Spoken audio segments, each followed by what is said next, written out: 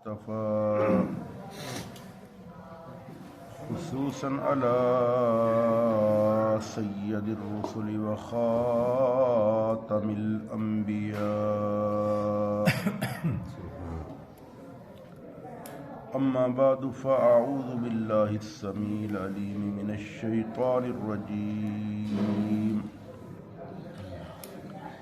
بسم الله الرحمن الرحيم يا أيها الذين آمنوا لا تقدموا بين يدي الله ورسوله واتقوا الله إن الله سميع عليم يا أيها الذين آمنوا لا ترفعوا أصواتكم فوق صوت النبي ولا تجهروا له بالقول كجهر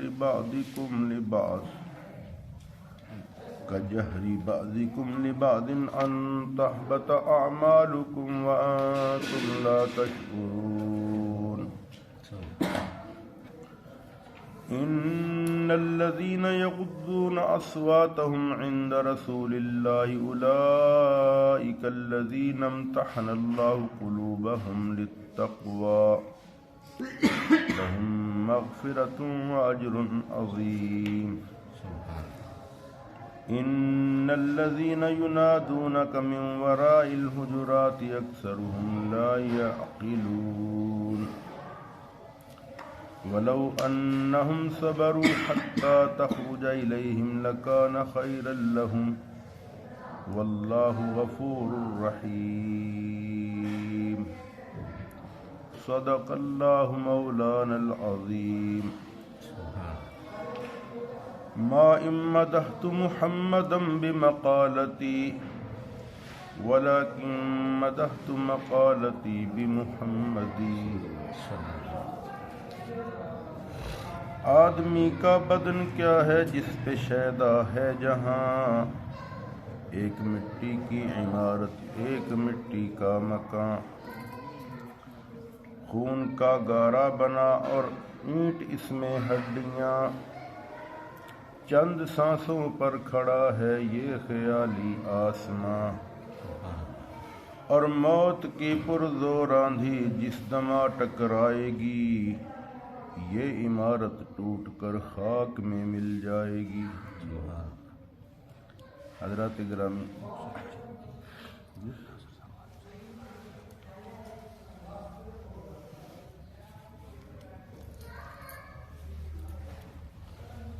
قرآن کریم کا 26واں پارہ سورۃ حجرات.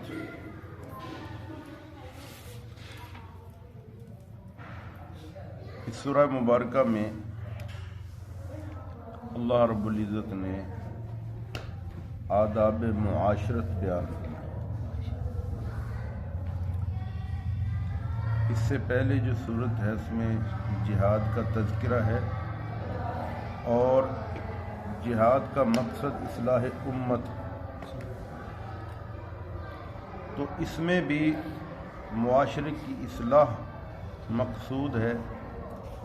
پہلی جو آیات ہے صورت کی ان میں اجتماعی اصلاح ہے اور اس کے بعد انفرادی طور پر افراد کی اصلاح مقصود ہے.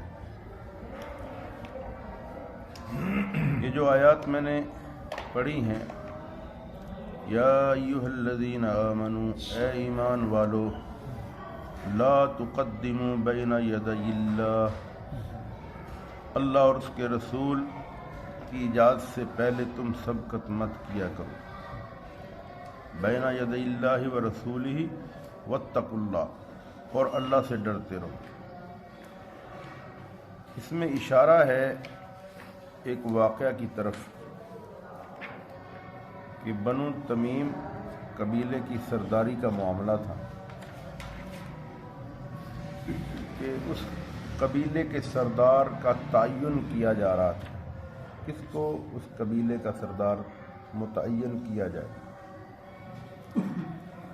حضرت ابو بکر صدیق رضی اللہ تعالیٰ عنہ کی رائے تھی کہ قعقاع ابن معبد کو قبیلے کا سردار مقرر کیا جائے،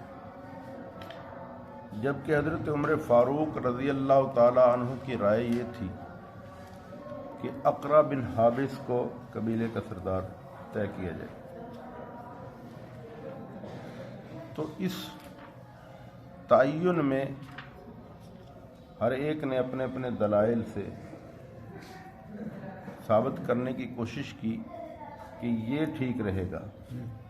حضرت ابو بکر صدیق کی رائے تھی کہ قعقاع ابن معبد ٹھیک رہے گا، اس میں صلاحیتیں ہیں، اور حضرت عمر رضی اللہ تعالی عنہ ان کی رائے یہ تھی کہ اقرا بن حابس کو متعین کیا جائے کہ یہ سرداری کے لحاظ سے ٹھیک رہے گا۔ تو ایک دوسرے کے ساتھ بحث ہو گئی اس بات پر، اور بات تھوڑی طول پکڑ گئی اور آوازیں تھوڑی بلند ہونے لگیں۔ تو اس موقع پر قرآن کریم کی یہ آیات نازل ہوئی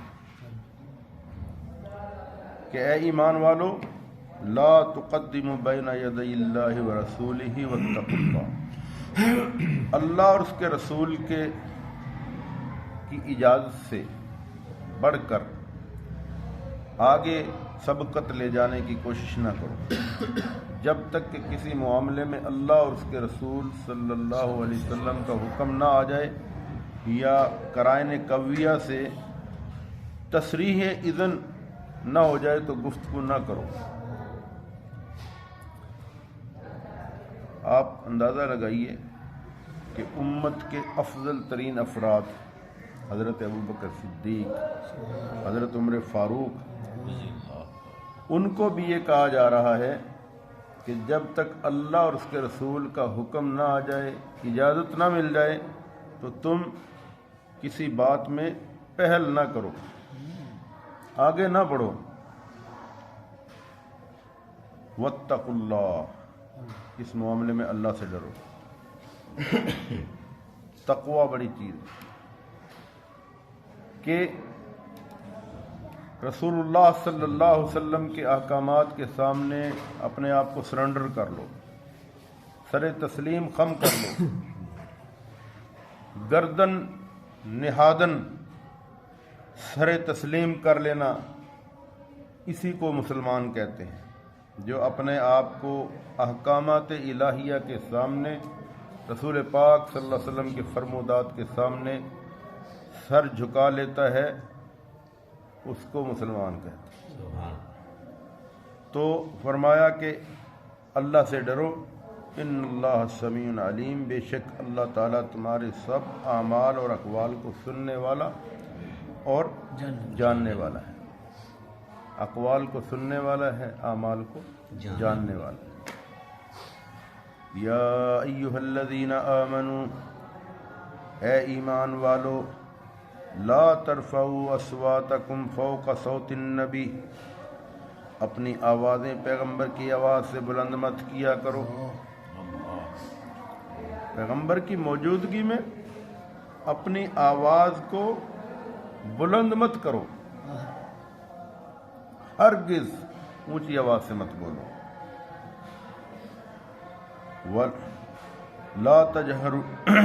لا ترفعوا اصواتکم فوق صوت النبی، اپنی آوازیں پیغمبر کی آواز سے بلند مت کرو۔ ولا تجہروا لہ بالقول کجہر بعضکم لبعض، اور نہ ایسے کھل کے بولا کرو جیسے تم آپس میں ایک دوسرے سے کھل کے بولتے ہو، جیسے ہم بے تکلف گفتگو آپس میں کرتے ہیں۔ پیغمبر کی شان یہ ہے، پیغمبر کا مقام یہ ہے، پیغمبر کا مرتبہ یہ ہے کہ با ادب طریقے سے پیغمبر سے گفتگو کی جائے، ان کے ساتھ ایسے کھل کے بولنا جیسے ہم ایک دوسرے کو آوازیں دیتے ہیں، ایک دوسرے سے کھل کھلا کے اپنی گفتگو کرتے ہیں، پیغمبر کے سامنے نہیں کریں۔ جن حضرات نے روضہ رسول صلی اللہ علیہ وسلم کی زیارت کی ہے، ہمارے محترم مولانا عمر صاحب تشریف لے گئے ہیں، وہ جانتے ہیں کہ روضہ رسول پر یہ آیات لکھی ہوئی ہیں.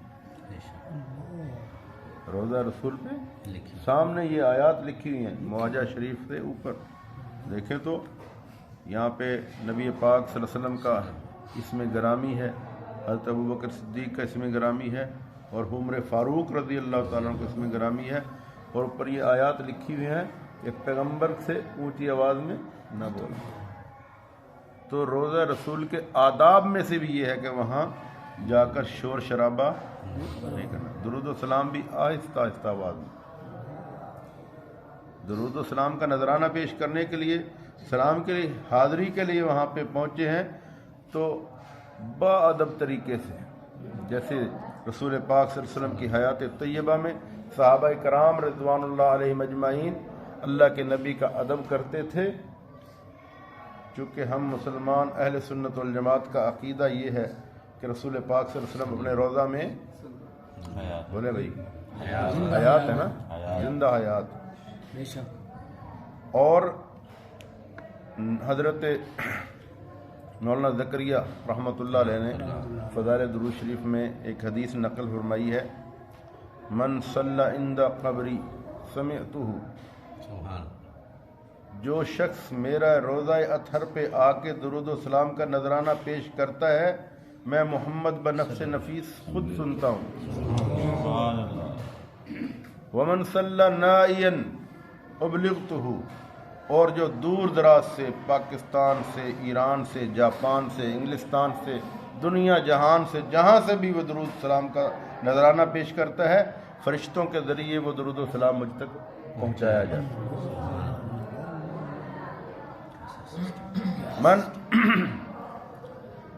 اور فرمایا من زار قبری وجبت لہو شفاعتی، جس نے میری قبر کی زیارت کی اس کے لیے میری سفارش واجب ہو گئی. کتنے خوش نصیب ہیں وہ لوگ جو روضہ رسول پر حاضری دے کے رسول پاک صلی اللہ علیہ وسلم کے گنبد خضرا سے اپنی آنکھوں کو ٹھنڈا کرتے ہیں اور زیارت سے مشرف ہوتے ہیں اور درود و سلام کا نذرانہ پیش کرتے ہیں. تو فرمایا لا ترفعوا اصواتکم فوق صوت النبی، نبی کی آواز سے اپنی آواز کو بلند مت کرو. ولا تجہروا لہ بالقول کجہر بعضکم لبعض ان تحبط اعمالکم، اور ایسے ایک دوسرے سے جیسے مخاطب ہوتے ہو نبی سے ایسے مخاطب نہ ہو. اگر ایسا کرو گے ان تحبط اعمالکم، تو ڈر ہے کہ کہیں تمہارے اعمال برباد نہ ہو. نبی کے سامنے اونچی بولنے سے، شور شرابہ کرنے سے اعمال کے ضائع ہونے کا ڈر ہے. تو بالکل بے عینی ہی جیسے حیات طیبہ میں صحابہ کرام کو یہ حکم تھا اور وہ آہستہ بولتے تھے، آپ کی قبر اطہر پر پہنچ کر آداب کا تقاضا یہی ہے کہ وہاں بھی آہستہ آواز سے بولا جائے. وہاں شور شرابہ کرنے سے یہی ڈر ہے کہ کہیں اعمال ضائع اور برباد نہ ہو. حیرانگی ہے اور تف ہے ان لوگوں پر کہ جو مسجد نبوی میں شور شرابہ کرتے ہیں اور آوازیں کستے ہیں. وہ سیاست کرنی ہے پاکستان میں کر لو، یہاں جتنا مرضی بول لو، لیکن مسجد نبوی میں پہنچ کر بھی تم اپنی سیاست سے باز نہ آئے، وہاں بھی تم نے شور شرابہ کرنا شروع کر دیا. اللہ پاک ہم سب کی حفاظت فرمائے. وَأَنْتُمْ لَا تَشْعُرُونَ، تمہارے اعمال برباد کر دیے جائیں گے اور تمہیں پتہ بھی نہیں چلے گا. تمہیں اس بات کا شعور بھی نہیں ہوگا کہ ہمارے اعمال اکارت اور برباد کر دیے گئے. اس لیے آداب کا تقاضا یہ ہے کہ رسول پاک صلی اللہ علیہ وسلم کے سامنے اونچی آواز سے نہ بولا جائے. جب اتنی بڑی بڑی ہستیوں کو منع کر دیا گیا، میں آپ کیا ہیں، ہماری حیثیت کیا ہے؟ چیپدی اور چیپدی کا شعر.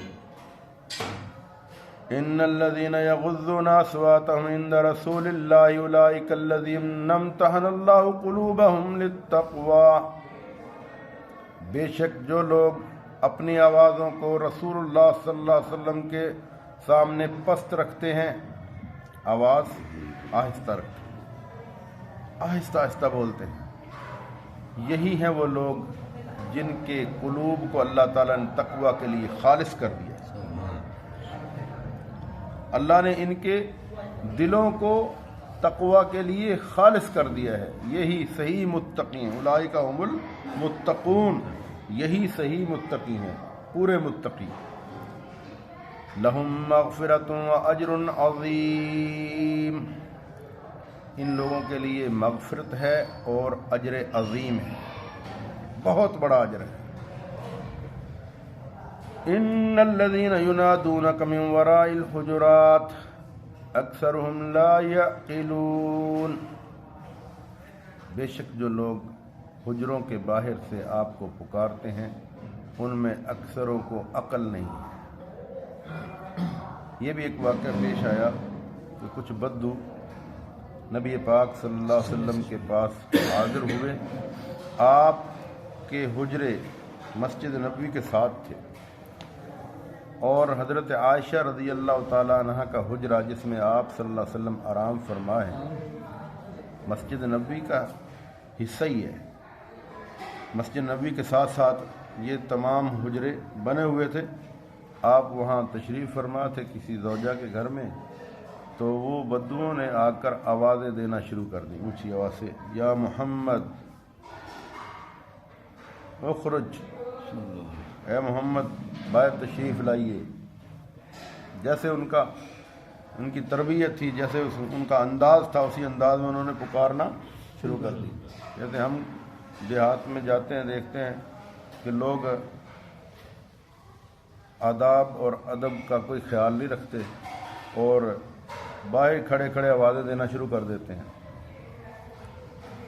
ہماری یہ جو شہروں کی کمیونٹی ہے، یہاں بھی کچھ لوگ دیہاتوں سے جو اٹھ کے آئے ہوتے ہیں یا کم علم کم عقل ہوتے ہیں، وہ بھی اس قسم کی حرکتیں کرتے ہیں، حالانکہ کسی کی اجازت کے بغیر، گھر والے کی اجازت کے بغیر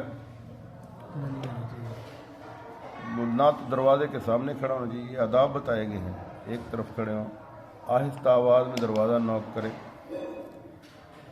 اور ایک دفعہ جب کوئی آواز نہ آئے، جواب نہ آئے تو خاموش رہیں، تھوڑی دیر صبر کریں، دوبارہ پھر بیل دیں، اگر آواز نہ آئے پھر خاموش رہیں، اور تیسری مرتبہ پھر دروازہ کھٹکھٹائیں آہستہ آواز میں۔ اگر کوئی آ جائے تو ٹھیک ہے، نہیں تو واپس چلے جائیں۔ حضرت عمر فاروق رضی اللہ تعالیٰ عنہ کے سامنے یہ حدیث ایک صحابی نے بیان کی، غالباً حضرت ابو موسیٰ اشعری رضی اللہ تعالیٰ، تو حضرت عمر فاروق چکنے ہو گئے، فرمایا اچھا یہ ہوا ایسے تھا کہ وہ آئے حضرت عمر فاروق رضی اللہ تعالیٰ عنہ کے گھر میں، اور انہوں نے دروازے پر دستک دی، جواب نہیں آیا، حضرت عمر کسی کام میں مصروف تھے، دوبارہ دستک دی، پھر جواب نہیں آیا، تیسری مرتبہ دستک دی، جواب نہیں آیا۔ حضرت عمر فاروق نے اپنے غلام کو بھیجا، جاؤ بھائی پتہ کرو کون ہے، تو دیکھا کہ حضرت ابو موسیٰ اشعری رضی اللہ تعالیٰ عنہ واپس جا رہے ہیں۔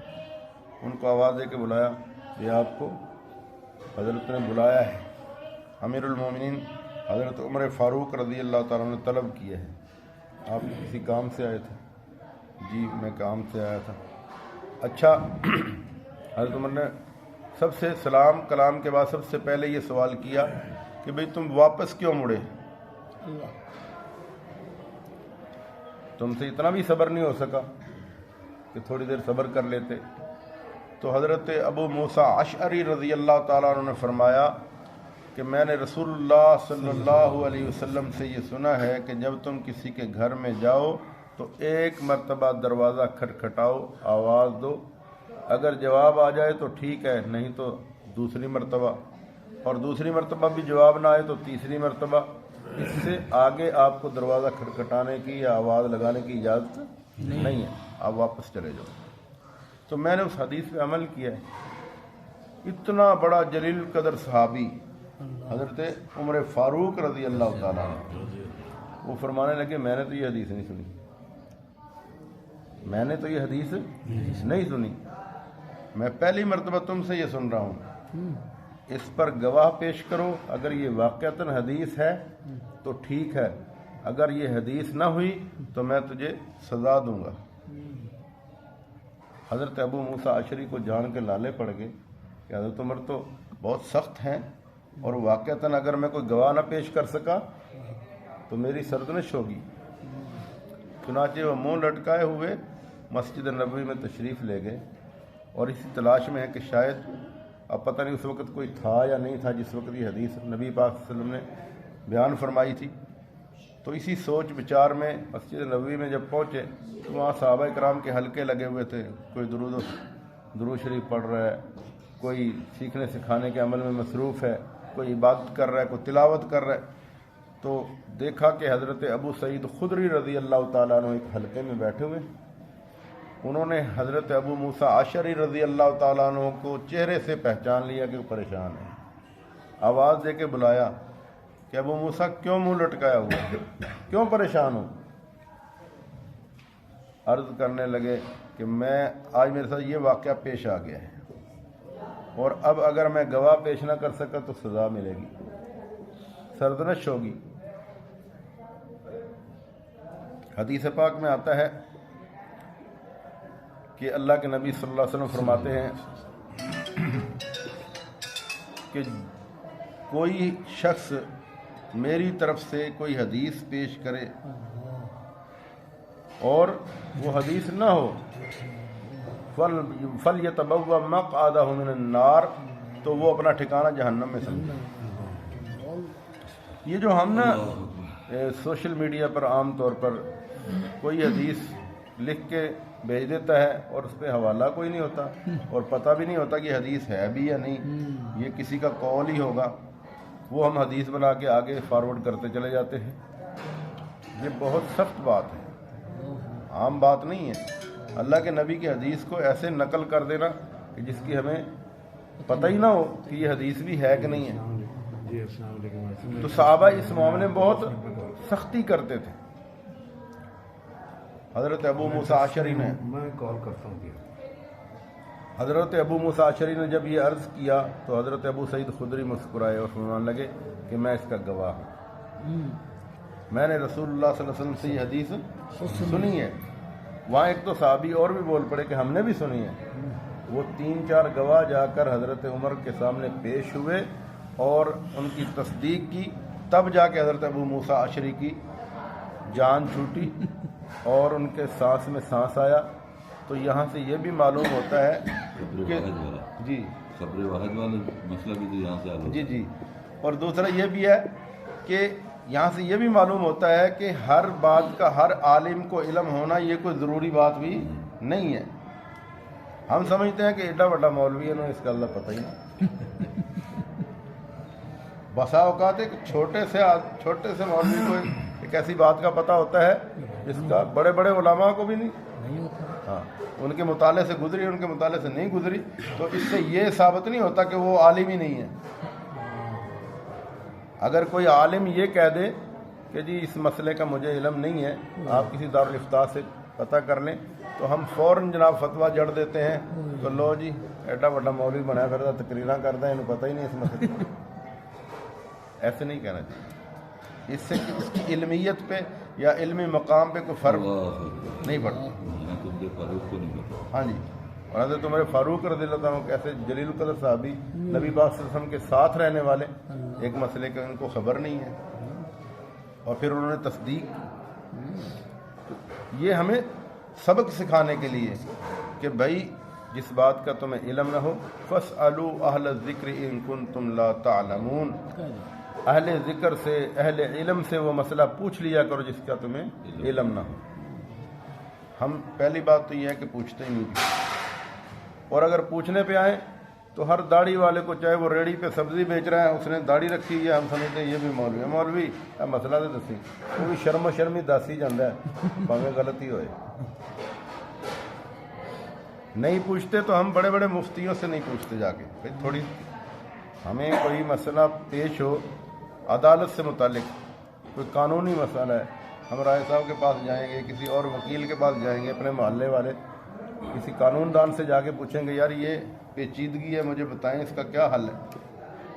کوئی ہمیں بلڈنگ بنانی ہے، اس میں کوئی مسئلہ ہے ہمارا، تو ہم کسی انجینئر کے پاس جائیں گے، اس سے جا کے مشاورت کریں گے، اس سے پوچھیں گے۔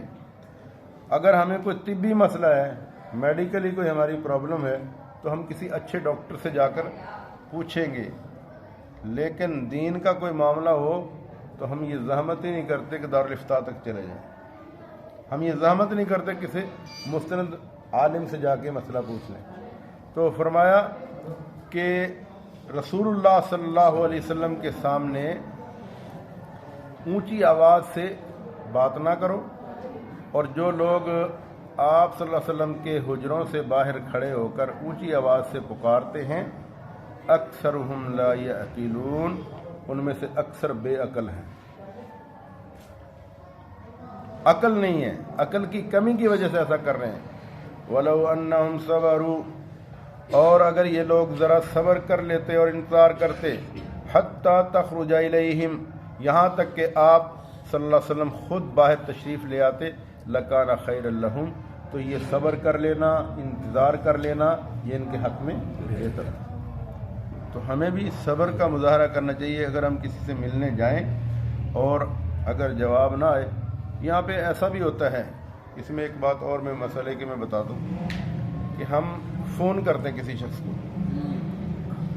وہ بیچارہ شاید قضائے حاجت کے لیے واش روم میں ہے اور فون بھی اس کے پاس بج رہا ہے، اسی دے بیل ہی رکھ رہے ہیں، حوصلہ ہی نہیں۔ ہاں جی، اور کئی نادان ایسے ہیں کہ ان کو یہ بھی نہیں پتا ہوتا کہ واش روم میں فون اٹینڈ کرنا اور باتیں کرنا جائز نہیں ہے، وہ وہاں پہ ہی جناب شروع ہو جاتے ہیں۔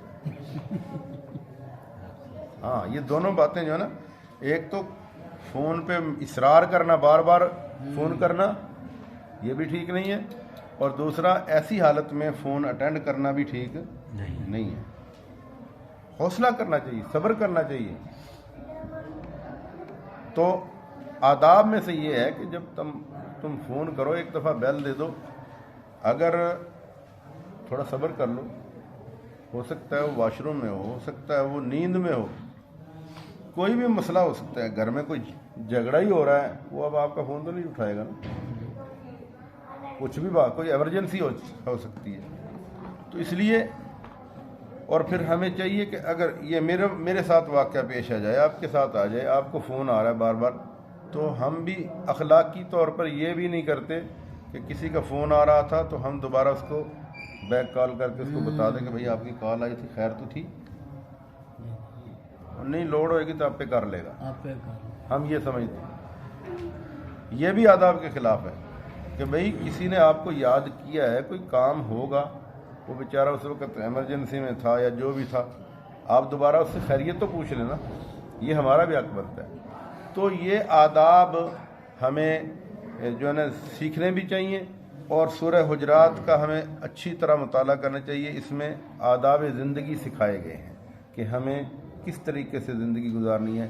وَعَاشِرُوهُنَّ بِالْمَعْرُوفِ، اللہ قرآن کریم میں فرماتے ہیں کہ اپنی گھر والیوں کے ساتھ اچھی معاشرت سے، اچھے طریقے سے رہو، اپنے پڑوسیوں کے ساتھ اچھے طریقے سے رہو، اپنے بھائیوں کے ساتھ اچھے طریقے سے رہو، اپنے معاشرے کے افراد کے ساتھ اچھے طریقے سے رہو، حتیٰ کہ ہمیں کافروں کے ساتھ بھی جو ہمارے پڑوس میں رہتے ہیں ان کے ساتھ بھی حسن سلوک کے ساتھ اچھے طریقے سے زندگی گزارنے کا حکم ہے۔ میں ایک سوال کرتا ہوں آپ حضرات سے، بدمعاش کسے کہتے ہیں؟ ہمارے ہاں بدمعاش کا کیا کانسیپٹ ہے؟ کوئی بھائی بتائے گا؟ جس کی معاشرت ہوئی، راہ صاحب نے مسئلہ حل کر دیا، ورنہ ہمارے ہاں کانسیپٹ کیا ہے بدمعاش کا؟ ہم کہتے ہیں جو جگہ ٹائپ بندہ ہو نا، اور ہر کسی پر دھونس دھاندلی دکھائے، ہم صرف اس کو بدمعاش سمجھتے ہیں، جو گالیاں بکے اس کو بدمعاش سمجھتے ہیں۔ بدمعاش اصل میں جس کی معاشرت اور معاش دونوں چیزیں، کمانے کا انداز بھی غلط ہو، زندگی گزارنے کا انداز بھی غلط ہو، وہ بدمعاش۔ تو ہمیں اچھی معاش کے ساتھ زندگی گزارنے کا حکم ہے، ہم اچھے طریقے سے پیش آئیں، ہر ایک کے ساتھ ہمارا اچھا سلوک ہو۔ تو فرمایا وَلَوْ أَنَّهُمْ صَبَرُوا، اگر یہ لوگ صبر کر لیتے، حَتَّى تَخْرُجَ إِلَيْهِمْ، یہاں تک کہ آپ باہر تشریف لے آتے لکان خیر لہم تو یہ ان کے حق میں بہتر تھا۔ واللہ غفور رحیم، اور اللہ غفور ہے بہت زیادہ بخشنے والا، اور رحیم بہت زیادہ معاف کرنے والا، رحم کرنے والا ہے۔ اب تک جو ہو چکا ہے، اس سے پہلے جو غلطیاں ہو گئی ہیں اس پہ اللہ سے استغفار کیا جائے، معافی مانگی جائے، اللہ معاف کر دے۔ اللہ رحم فرمانے والے، اللہ رحم فرما کے پچھلی غلطیوں کو معاف کر دیں گے۔ اب آپ کے علم میں یہ باتیں آ گئیں، یہ مسائل آپ کو سمجھ آ گئے، اب آئندہ ان کے مطابق زندگی گزارنی ہے، پچھلی روش کو چھوڑ دینا ہے۔ اللہ سے دعا اللہ پاک ہم سب کو عمل کی توفیق نصیب فرمائے۔ آخر دعوانا ان الحمد للہ رب العالمین۔